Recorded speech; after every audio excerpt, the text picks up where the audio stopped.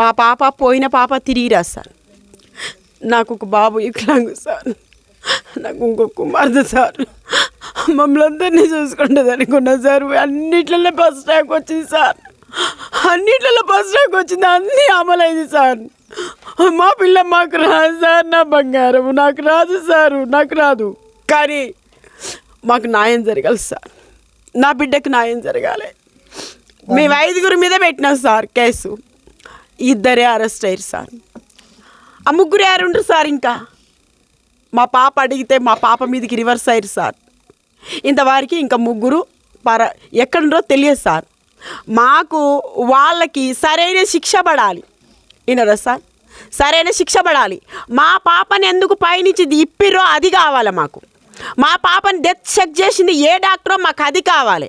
మా పాపని మీరు చూడకుండా ప్రిజర్ బాక్స్లో ఎందుకు పెట్టిర్రు?